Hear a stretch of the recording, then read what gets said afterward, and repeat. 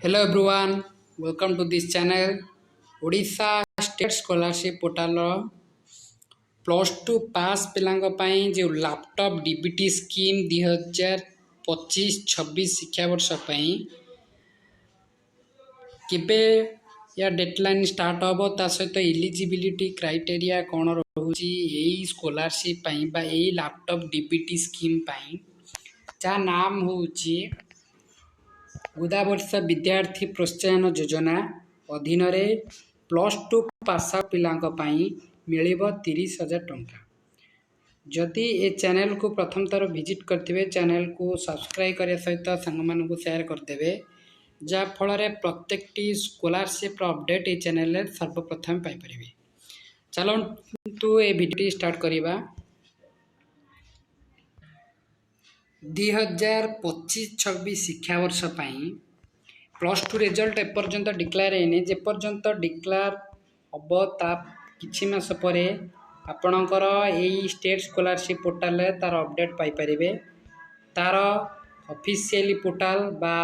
गोदावर्ष विद्यार्थी प्रोत्साहन योजना लैपटॉप डीबीटी स्कीम सेही स्कीम पई योजनाटी उपलब्ध हेदिबो।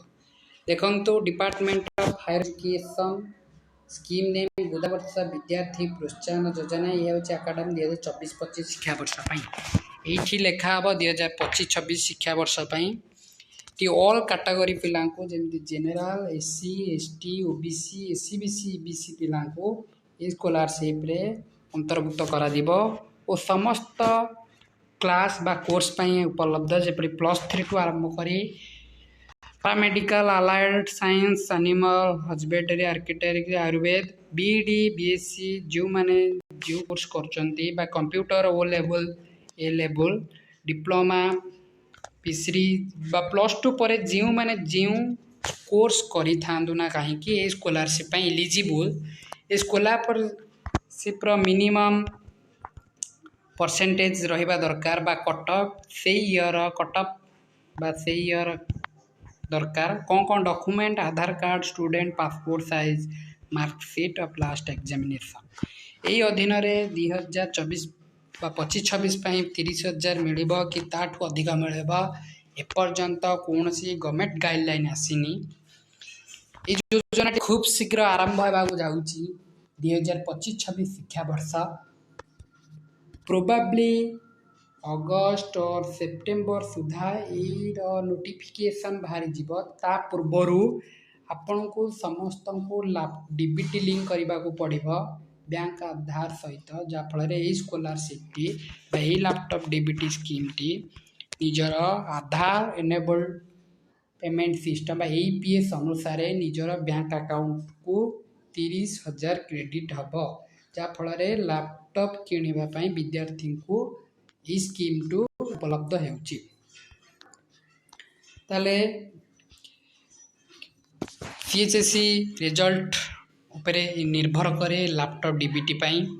टारगेट नंबर ऑफ स्कॉलरशिप 15,000 पिला पाई परिबे स्कॉलरशिप 30,000 टका अवेलेबल माने गोटे वर्ष थरे पाई परिबे स्कॉलरशिप ये अप्लाई करबा पड़िबो ए स्टेट स्कॉलरशिप अंडर रे। ताले गत वर्ष स्कॉलरशिप बहुत सारा पिला पाइले मिनिमम क्राइटेरिया बा प्रीवियस ईयर जहाँ कटअप जना पड़ी जेनेल पिला cut up जाइथिला 80% SC ST OBC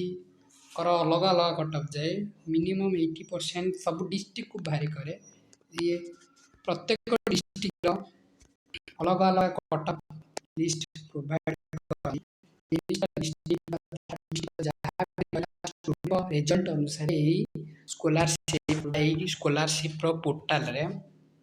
apply पाई आपन मिनिमम कटअप रहा दरकार समस्त कटअप रही general ST SC OBC EBC पिला कटअप लिस्ट जारी हुए तापर स्कॉलरशिप अप्लाई हुए सब डिस्ट्रिक्ट रो मिनिमम टारगेट रोची ये होची वीडियोर डेडिकेटेड थिला लैपटॉप डीबीटी पाई जदि चैनल को प्रथम थर आसवे चैनल को शेयर करदे जहाँफल प्रत्येक अपडेट स्कॉलरशिप बा जहाँ भी एडमिशन रिजल्ट एग्जामिनेशन जहाँ भी रहा ये प्रथम अपडेट पाइबे। Thank you.